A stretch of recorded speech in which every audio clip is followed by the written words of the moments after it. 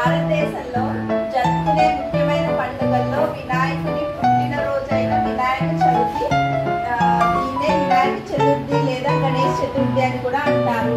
ఈ పండుగ భాద్రపద మాస శుక్లపక్ష చతుర్థి నాడు వస్తుంది.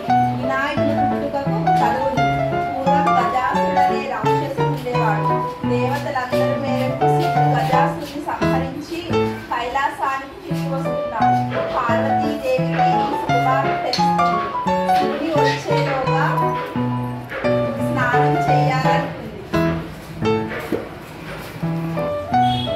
తను స్నానం చేస్తున్నప్పుడు గుమ్మం దగ్గర కాపలాగా ఎవరైనా ఉంచాలనుకుంది. వెంటనే నలుగు పిండితో బొమ్మని చేసి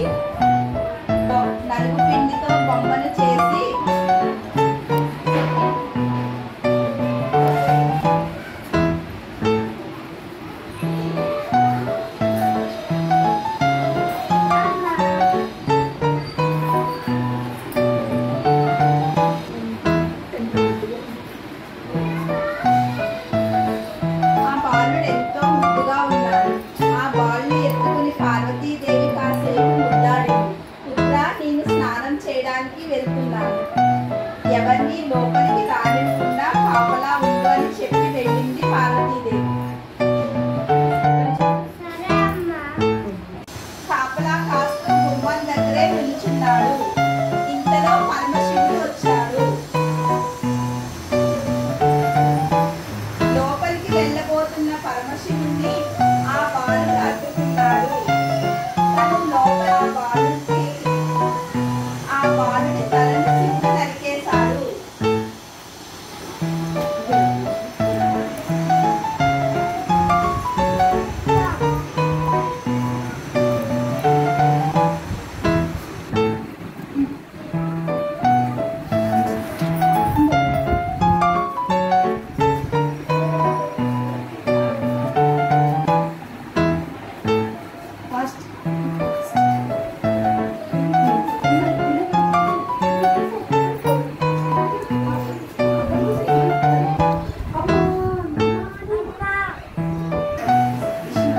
పార్వతీదేవి వచ్చి జరిగిన ఘోరాన్ని చూసి బోరుమని ఏడ్చింది.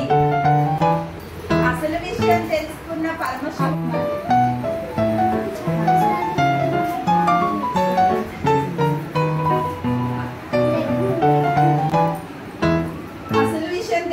పరమశివుడు ప్రథమగణాలు తెచ్చిన ఏనుగు తలను బాలుని గుండానికి అర్పించాడు. ఉత్తర దిక్కున పడుకున్న ఏదైనా ప్రాణి తలను తీసుకువచ్చి దీనికి అతికించాలి అని ఆజ్ఞ ఇచ్చాడు.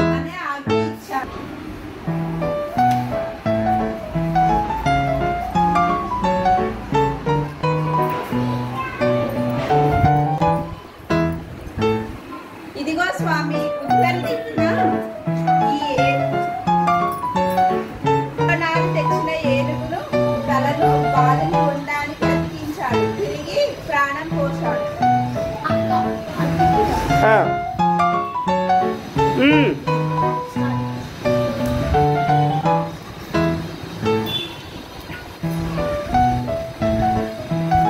ఓం నమః శివాయ, ఓం నమః శివాయ, ఓం నమః శివాయ, ఓం నమః శివాయ. బాలునికి గణేశుడని పేరు పెట్టారు. అల్లారు ముద్దుగా పెంచుకోసాగారు.